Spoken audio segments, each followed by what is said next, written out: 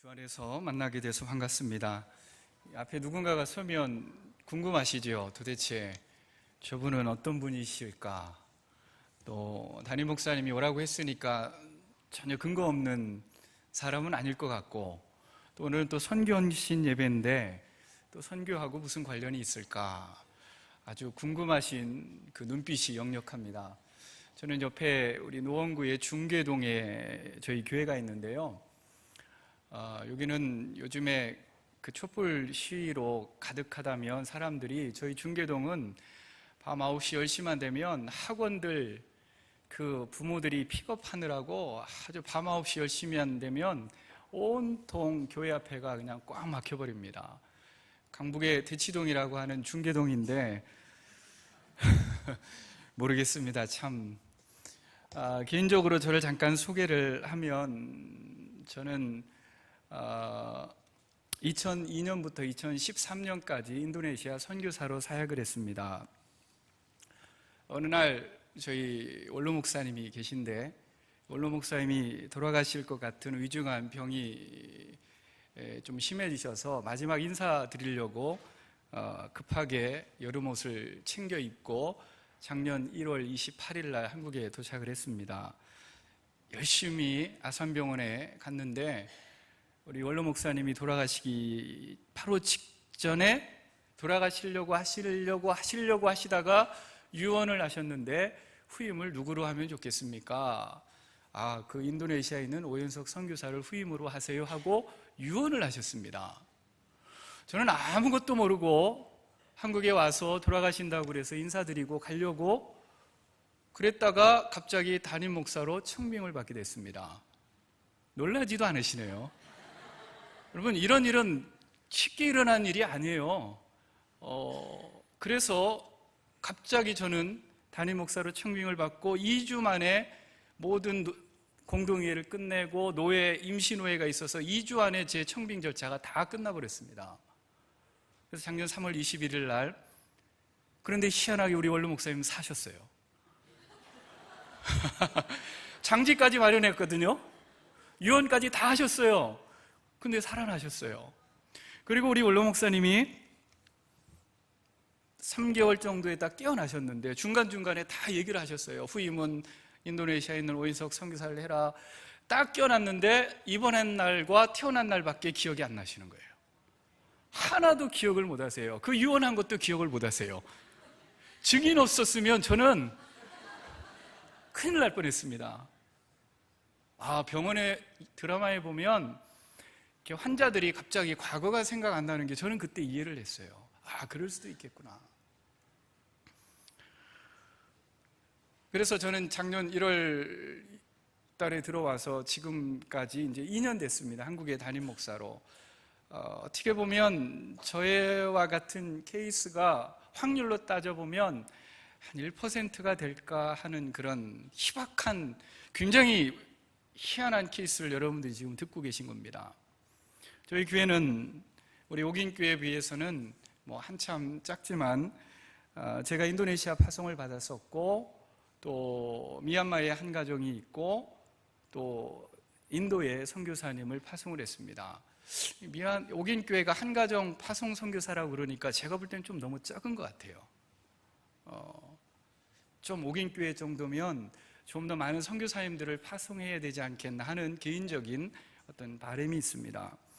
인도네시아에서 저는 13년간 살면서 여러 가지 이제 사역들을 했겠죠. 교회 개척도 하고, 또 교회를 세웠다가 쫓겨나게 보기도 하고, 또 그 현지 교단을 세워서 같이 우리 팀으로 세워서 그 사역을 현지인에게 이양하는 작업을 했고, 그 현지 교단의 회계를 제가 했습니다.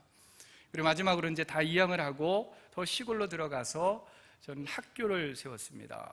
그래서 유치원, 또 초등학교, 중학교를 막 세우려는 찰나에 한국으로 들어왔다가 그냥 청빙을 받고 한국에 이제 머물게 되었고, 그럴 때 제 마음속에 왜 하나님이 나에게 이런 일을 벌이셨을까?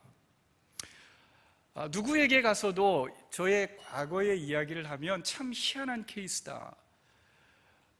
제 주변에 예전에 많은 동료 선교사님들이 계셨지만 이런 케이스들이 별로 많지 않은 거예요. 제가 하나님 앞에 질문을 했습니다. 하나님, 왜 나를 한국에 남게 하셨습니까? 저도 13년간의 사역을 했기 때문에 선교지에 제 나름대로 기반도 다 있었고, 그것도 다 후배 선교사에게 넘겨주고, 한국에 들어오면서 하나님 앞에 끊임없이 질문을 했습니다. 하나님, 왜 나입니까? 왜 내가 한국에 들어가야 되고 하나님 나를 한국으로 부르신 목적이 뭡니까? 오늘 그 목적 중에 하나가 오늘 옥인교회 헌신 예배인 줄 믿습니다. 교회들 가서 너의 경험이 특이하지 않느냐? 그곳에 가서 선교의 열정을 불어넣고 이 땅의 젊은이들에게 선교의 비전을 심어주고 또 너를 보냈던 그 너의 파송교회, 그 교회가 더 하나님 앞에 멋있게 선교 사역을 감당할 수 있도록. 그러면 전 계속 요즘도 하나님 앞에 질문을 합니다. 하나님, 제가 어떻게 해야 합니까? 오늘 본문의 말씀은 우리가 믿음의 조상이라고 부르고 있는 아브라함에 관한 이야기입니다. 오늘 창세기 17장을 이해하기 위해서는 창세기 12장을 빼놓을 수가 없습니다. 창세기 12장 1절에서 2절의 말씀으로 먼저 한번 돌아가 봅니다. 우리 한번 같이 읽도록 하겠습니다. 여호와께서 아브라함에게 이르시되 너는 너희 고향과 친척과 아비의 집을 떠나 내가 내게 보여줄 땅으로 가라. 내가 너로 큰 민족을 이루고 내게 복을 주어 내 이름을 창대하게 하리니 너는 복이 될지라. 하나님이 어느 날 아브라함을 부르셨습니다. 하나님이 아브라함에게 말씀하시기를 너의 고향 본토 친척을 떠나서 내가 너에게 지시할 그 땅으로 가라는 것입니다. 하나님의 명령에 순종하여 그 가나안 땅에 가면 아브라함이 큰 민족을 이룰 것이고 또 하나님께서 그 아브라함의 이름을 창대케 하겠다고 말씀하셨습니다. 그러면서 오늘 우리가 주의 깊게 보는, 우리가 주목해서 볼 본문은 마지막에 너는 복이 될지라. 따라해 보십시오. 너는 복이 될지라. 근데 옛날 성경에는 이 표현이 너는 복의 근원이 될지라 이렇게 되어 있습니다. 그 말이 저에게는 더 마음이 와닿는 것 같아요. 너는 복이 될지라. 너는 복의 근원이 될지라. 여러분, 복이 된다는 것, 복의 근원이 된다는 것, 그것에 관한 의미에 우리가 한번 집중해 보려고 합니다. 한국의 서양 선교 사람들과 복음을 전한 지 130여 년이 넘어갑니다. 여러분, 질문 한번 해봅니다. 그동안 얼마나 많은 선교사님들이 한국에 와서 복음을 전했는지 아십니까? 정확한 통계인지는 모르겠지만 제가 어느 책에서 봤는데 2600명이 다녀갔답니다. 2600명이 되는 서양의 선교사님들이 한국에 와서 복음의 씨앗을 뿌리고 복음을 전하고, 우리는 아펜젤러 또 여러 몇 명의 사람들만 기억하지만 2600명 이상 되는 선교사님들이 한국 땅을 밟았다는 것입니다. 여러분, 놀랍지 않습니까? 저는 이런 질문을 한번 해봅니다. 130년 전, 아니 100년 전, 아니 거기까지 갈 필요도 없습니다. 70년, 80년 전 대한민국 혹은 조선이라는 표현을 좀 제가 오늘 써보겠습니다. 어떤 나라였을까? 아마 그 시대에 80년 전, 100년 전에 사신 분은 안 계시겠지만 70년 전, 80년 전, 여러분 1885년 로웰이라는 미국 사람이 고요한 아침의 나라라는 책을 쓰면서 조선을 뭐라고 표현했습니까? 우리 대한민국을 고요한 아침의 나라라고 썼습니다. 책을 썼습니다. 책 제목이 그렇습니다. 이게 부정의 의미인지 이게 긍정의 의미인지 사실 약간 혼동스럽습니다. 조선을 방문하면서 그가 수많은 초가집에서 아침 저녁으로 피어오르는 그 밥을 하면서 혹은 공부를 떼면서 피어오르는 그 연기를 보면서 조선을 뭐라고 표현했습니까? 고요한 아침의 나라. 우리는 우리 스스로를 백의 민족이라고 부르고 자랑하곤 합니다.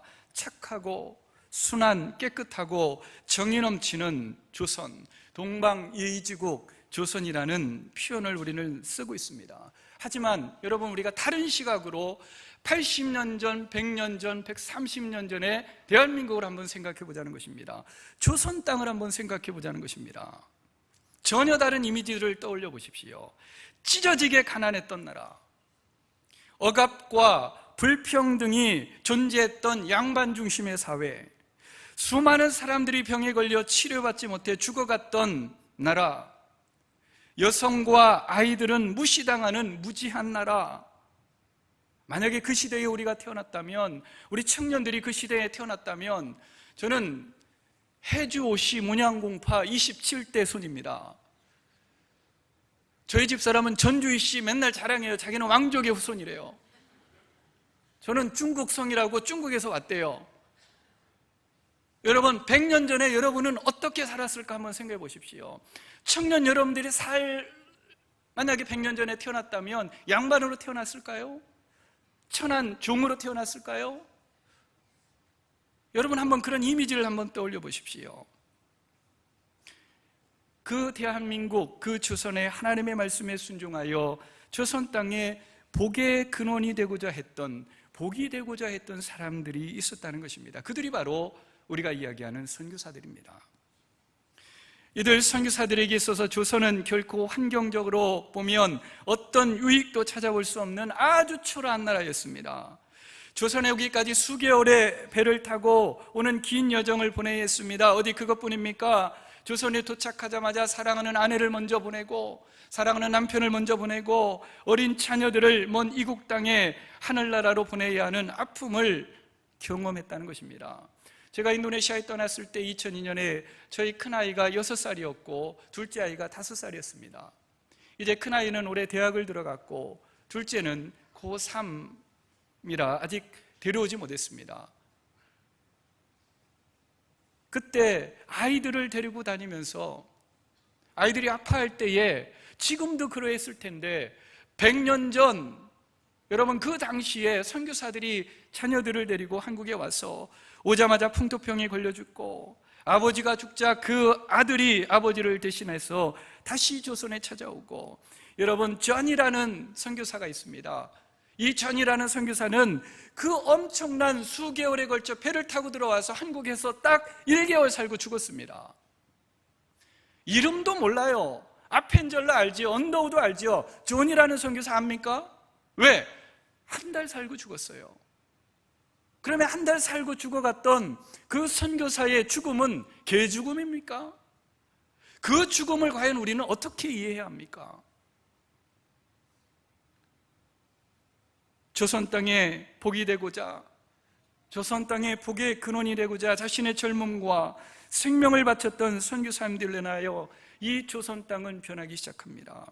예전에는 짐승 취급당했던 낯선 지위에, 낮은 지위에 있던 사람들이 하나님께서 나를 사랑하신다, 하나님이 자신들을 사랑하셔서 예수 그리스도를 이 땅에 보내셨고 누구든지 양반이든 상놈이든 예수 믿으면 구원을 받게 된다, 하나님의 자녀가 된다, 감격하기 시작합니다. 예전에는 개똥이 아버지로 살았습니다. 이름도 없었던 그가 이제는 하나님 앞에 귀중하고 존귀한 자녀로 살아가게 됩니다. 그들의 마음속에 소망이 생기기 시작합니다. 양반과 천민이 예수 안에서 구별이 없어져 버렸습니다. 구원받는 하나님의 자녀로 살아가던 그들은 부정을 저질 수 없었습니다.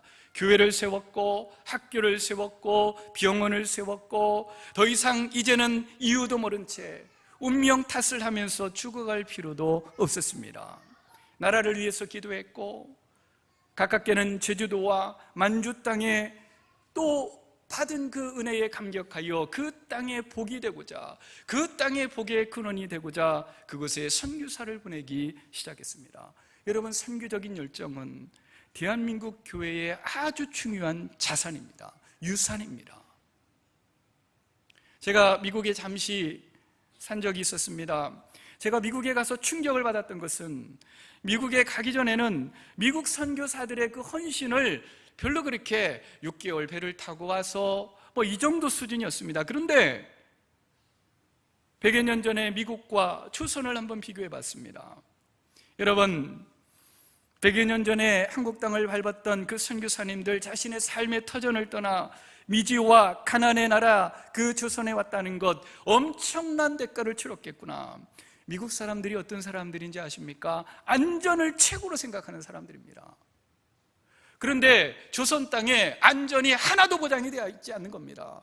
그 조선 땅에 왔던 안전을 최고로 여기는 그 사람들, 그런 사람들이 하나님의 복음의 말씀 하나 붙잡고 아무 보장도 없는 낯선 조선 땅에 왔다는 것입니다. 뉴욕에 갔을 때에 엠파이어 스테이트 빌딩 보고 놀라 자빠질 뻔했습니다. 1930년대 그 높은 빌딩을 진 겁니다. 그때 우리 대한민국은 어땠습니까? 1930년대. 여러분, 지금의 대한민국 혼란스럽습니다. 그래도 이 대한민국은, 지금의 대한민국은 제가 살았던 동남아 사람들에게, 우리 인도네시아 사람들에게는요, 한국에서 두세 달 봉급이면 1년치 봉급과 맞먹습니다. 여러분, 동남아 사람만 그렇습니까? 서구 사람들에게도 이 대한민국이요, 기회의 나라라고 생각합니다. 기회와 도전의 나라라고 생각합니다. 제가 미국에서 만났던 그 친구들 중에 하나는 아나라는 친구고 조시라는 이 친구들 다 한국에 영어 선생하고 있어요, 지금.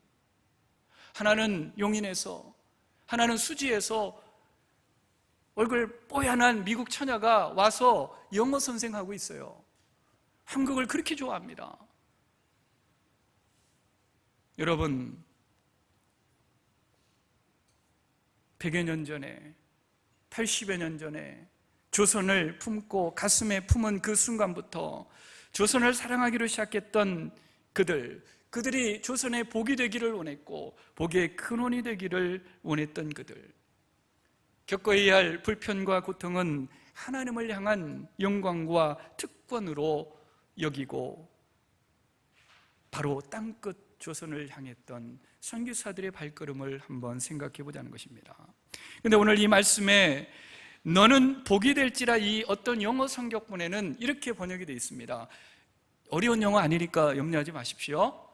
Blessing to others라고 번역이 되어 있습니다. 여러분, blessing은 뭡니까? 복이라는 뜻이지요. to는 누구누구에게, others는 어떤 사람들, 다른 사람들에게. 복이 될지라, 이 말, 복의 근원이 된다는 것이 뭡니까? 누구누구에게, 다른 사람들에게 복의 통로가 된다는 의미인 것입니다. 사랑하는 성도 여러분, 일반 세상의 원리 속에서도 인간이 가장 가치 있게 느껴지고 보람 있게 느껴지는 때가 언제입니까? 바로 나눌 때입니다. 여러분, 감사의 정점은 여러분 나눔인 것을 믿으시기를 주의 이름으로 축원합니다. 얼마 전에 추수감사헌금 때 저 설교할 때도 우리 성도들에게 강조했습니다. 감사하십니까? 그러면 그 감사의 나눔은, 감사의 정점은 나눔이라는 겁니다. 나누지 않고 감사하다는 것 다 거짓말입니다. 거짓말이에요. 감사의 정점은 누림이 아니라 나눔이라는 것입니다.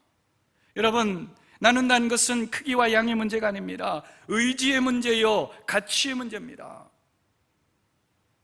하물며 하나님 우리에게 주신 복, 하나님의 자녀가 되는 그 권세를 나눌 수 있다는 것, 하나님이 기뻐하시는 일인 것을 함께 고백하는 은혜가 있기를 주의 이름으로 간절히 축원합니다. 하나님으로부터 받은 그 복이 나를 통하여 다른 누구에게, to others 하는 겁니다. 누군가에게 그 복이 흘러 넘치게 하는 것, 물질이 될 수 있고 기도가 될 수 있고 관심이 될 수 있습니다. blessing to others가 있다면 또 한 부류의 사람이 있습니다. 그것은 뭐냐면 blessing holder입니다. 예전에 핸드폰 기능을 보면, 지금도 있죠, 홀더 기능이 있지요. 그 홀더를 딱 해버리면 아무리 눌러도 되지 않습니다. 여러분, 나 혹은 내 가정, 내 교회, 내 지역, 내 나라, 그 바운더리에 갇혀 살아가는 사람들, 자신이 경험한 하나님의 복을 꼭 붙잡고 사는 사람들, 여러분 어떤 인생을 사시겠습니까? 블레싱 투 어덜스 한 인생을 사시겠습니까? 블레싱 홀더 하는 그런 인생을 사시겠습니까? 우리는 우리 자신이 누구인가 날마다 기억해 볼 필요가 있습니다. 자기 정체성을 분명히 해야 할 필요가 있는데, 요즘에 사람들이 카톡을 보면 자신들의 생각을 문장으로 적어놓습니다. 저는 제 카톡에 이렇게 적어놨습니다. 오늘 걷지 않으면 내일 어떻게 된다? 뛰어야 한다. 오늘 일은 오늘 하자는 겁니다. 오늘 열심으로 너에게 주어진 삶의 순간 최선을 다해 살자는 겁니다. 오늘 걷지 않으면 내일 뛰어야 한다. 제가 왜 이런 얘기 썼겠습니까? 그렇게 살려고 노력하는 겁니다. 학교에는 교훈이 있고 각 단체마다 구호를 만들어 제창합니다. 교회에도 교회마다 표어가 있습니다. 저희 교회 표어는 영혼 구원하여 제자 삼는 교회. 영혼을 구원해서 제자 삼자는 겁니다. 그런데 우리는 또한 사람들의 이름에서 그 사람의 정체성 혹은 그가 추구하고 목표하는 그런 것을 그 이름에서 느낄 수 있습니다.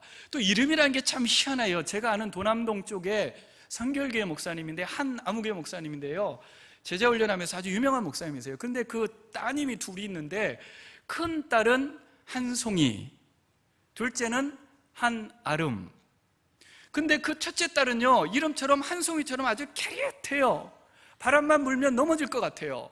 근데 둘째 딸은 한아름이에요. 아주 건강합니다. 저에게 딸이 둘이 있는데 큰아이는 오기쁨입니다. 너희는 세상의 기쁨이 되라. 너는 하나님의 기쁨이 되라. 둘째 오찬송, 너는 하나님을 늘 찬송하고 하나님의 찬송이 되라. 큰딸은요 늘 기쁘게 살고, 둘째는요 걔는 걸어다니면서 춤을 추며 살아요. 온갖 그냥 걷지 않아요. 왜 그렇게 흥이 많은지 막 춤을 추면서 저한테 그럽니다. 아빠, 제가 만약에 하나님을 만나지 않았으면 저는 날라리 됐을 거예요. 제 둘째 딸이 저한테 하는 얘기예요. 힘이 넘쳐납니다. 찬송, 이름이 찬송이니까. 여러분, 그 이름을 하나님이 만들어주신 이름이라면 어떻겠습니까? 오늘 본문에 등장하는 아브라함을 보십시오. 아브라함을 향하여 오늘 창세기 12장에 너는 복이 될지라, 아브라함이었습니다. 그의 이름이. 그런데 하나님이 창세기 17장에 가서 그 이름을 아브라함에서 아브라함으로 바꿔줍니다. 그 별거 아닌 것 같지만 굉장히 중요해요. 여러분, 아브라함이라는 이름의 뜻은 존경받는 자, 이런 뜻입니다. 족장, 존경받는 자, 높은 사람. 실제 아브라함은 한 집단의 리더였고 종족의 리더였고 존경받는 어른이었습니다. 그런데 하나님이 창세기 17장에 그 아브라함의 이름을 아브라함으로 바꿔줍니다. 여러분, 아브라함의 이름이 뭡니까? 열국의 아비, 온 열방의 아비라는 뜻입니다. 그런데 이것을 우리가 조금 남자의 세계에 한번 적용해 볼 필요 있습니다. 여러분, 남자에게 있어서 최고의 가치는 존경이라는 가치입니다. 저도 제 아내하고 지나면서 딴 거 하면 다 저기 하는데 나를 존경하지 않는 것 같아 하면 화가 확 나요. 남자들 똑같습니다. 남자가 가장 중요하게 생각하는 가치는 존경이라는 가치예요. 남자들은 존경만 해주면 돼요. 좀 단순 무식하게 얘기하면 좀 오해하지는 마십시오. 남자들은 자기가 존경을 받고 있다라고 느낄 때에 자신의 정체감을 느낍니다. 사랑하는 성도 여러분, 아브라함의 이름이 뭐였습니까? 존경 아닙니까? 존경받는 자, 존경받는 족장. 그런데 하나님이 그 존경받는 그 사람의 존경이라는 이름 앞에 열국의 아버지로 이름을 바꿔줍니다. 무슨 뜻입니까? 아브라함, 너의 인생의 목표가 뭐냐? 너의 인생의 목표가 존경받고 존중받고 인정받고 그것이 과연 너의 인생의 목표인가? 너라는 그 경계를 뛰어넘어, 너의 가정이라는 그 경계를 뛰어넘어, 너의 그 공동체의 경계를 뛰어넘어, 너의 그 민족과 나라라는 경계를 뛰어넘어 열국의 아비가 되라는 것입니다. 오늘 사례의 이름도 고쳐줍니다. 오늘 17장 15절 말씀인가요? 17장 말씀에 보면 하나님께서 사례의 이름을 뭐로 바꿔줍니까? 사라로 바꿉니다. 사례의 이름이 뜻이 뭡니까? 공주라는 뜻입니다. 실제 사례는 공주처럼 살았습니다. 생각해 보십시오. 그 시대에 어마어마한 부를 가졌던, 공주처럼 인정받고 공주처럼 사랑받고 아들만 그 당시 없었을 뿐이지 그 옆에는 시녀들이 즐비하고 그가 누릴 수 있는 것은 다 누릴 수 있는 공주 같은 인생을 살았던 것이 사례였습니다. 그런데 하나님은 그 사례의 이름을 사라로 바꿔주면서 열국의 어미가 되라고 얘기합니다. 무슨 뜻입니까? 우리 사랑하는 여자 성도 여러분, 여성들에게 있어서 가장 가치 있는 그 단어가 뭡니까? 사랑 아닙니까? 남자에게 존경이라면 여자에게 있어서의 가장 중요하게 여기는, 가치 있게 여기는 그 이름이 뭐냐면 사랑이란 뜻입니다. 오늘 이 사라의 이름은 공주, 사랑받는 자. 그런데 하나님이 그 이름을 확 바꿔버립니다. 너 오늘부터 사례가 아니라 사라라 하겠다. 사례야, 너 인생의 목표가 뭐니?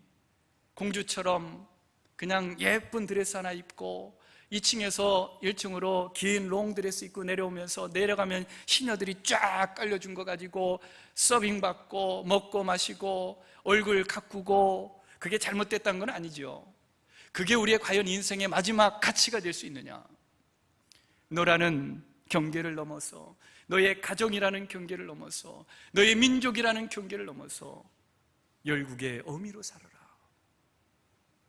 사랑하는 성도 여러분, 저희 교회 제가 주례를 쓸 때는 우리 청년들이 옆에 있어서 그런데, 주례를 부탁해서 오지 않습니까? 그러면 신랑 신부가 앉혀놓으면 저는 창세기 17장 딱 펴놓고 얘기합니다. 왜 결혼해? 둘이 사랑해서 결혼하는 거 맞지? 결혼해서 뭐 하고 싶은데? 결혼해서 이루려는 그 목적이 뭔데?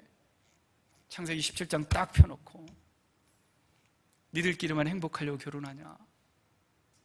니들끼리만 잘 먹고 니들 자식만 잘 키우고 또 니들 가정만 행복하고 아웅다웅 사는 그게 너희들의 인생의 최고의 가치냐? 그러기 위해서 결혼하냐? 사랑한다고 결혼하? 좋아, 잘했어. 하지만 그것이 너희의 마지막 목표가 되어서는 안 된다. 그것이 너희들의 최종 목표가 되어서는 안 된다.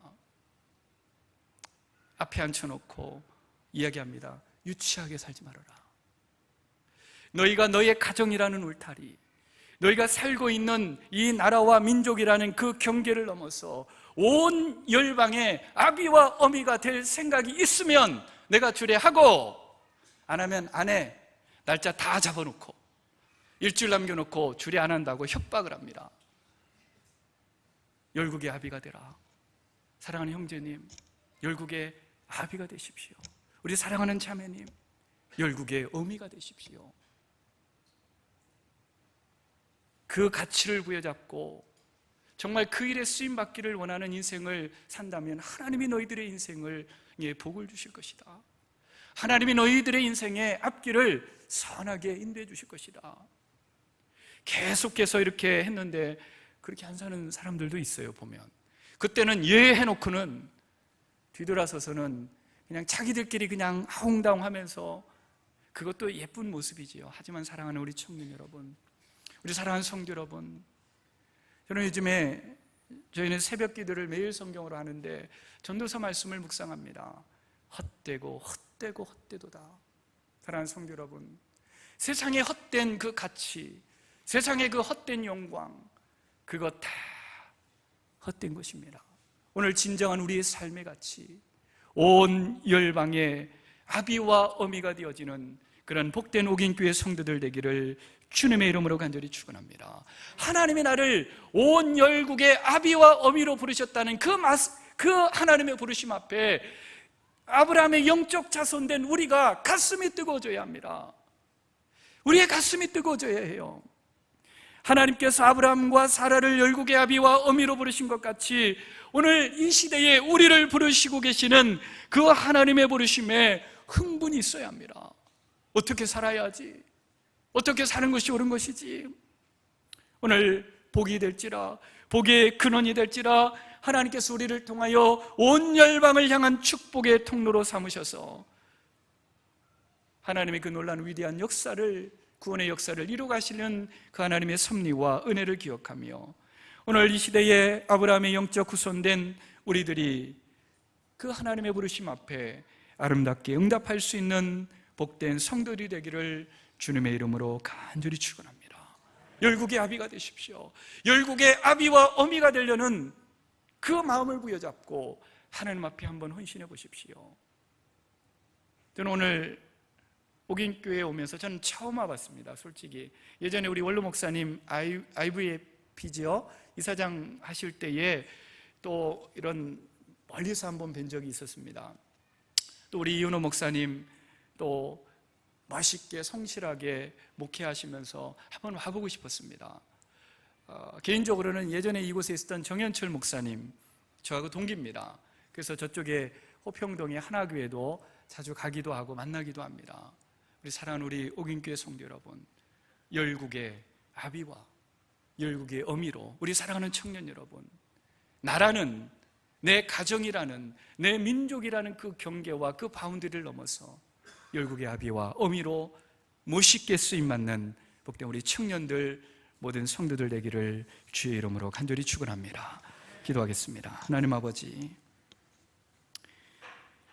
하나님이 참으로 사랑하시는 옥인교회, 하나님께서 이곳에 세우시고 대한민국의 중심에 교회를 세우시고 국가와 민족을 끌어안고 온 열방과 세계를 끌어안는 복음의 파수꾼으로, 복의 통로로, 복의 근원으로 삼아주신 하나님을 찬양합니다.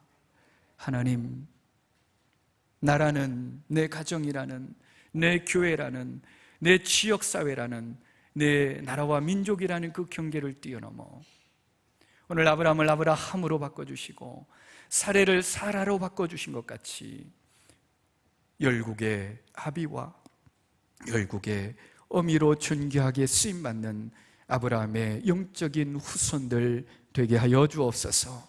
하나님, 귀한 교회 하나님 세워주신 우리 담임 목사님 건강으로 지켜주시고 능력으로 붙들어 주시며 온 성도들이 주님 다시 오시는 그날까지 하나님의 거룩한 나라와 선교 사역을 위하여 멋있게 쓰임받는 복된 교회 되게 하여 주옵소서. 우리 장로님들 또 모든 채직들 함께 한 마음과 한 정성으로 하나님의 세우신 이 몸된 교회를 아름답게 섬기게 하시고 하나님 이 땅에 복의 근원이 되고 이 땅에 복의 통로가 되는 그 blessing to others 할 수 있는 그런 직분자들, 그런 헌신자들, 그런 청년들, 그런 우리 어린 자녀들 되게 하여 주옵소서. 예수님의 이름으로 기도하옵나이다. 아멘.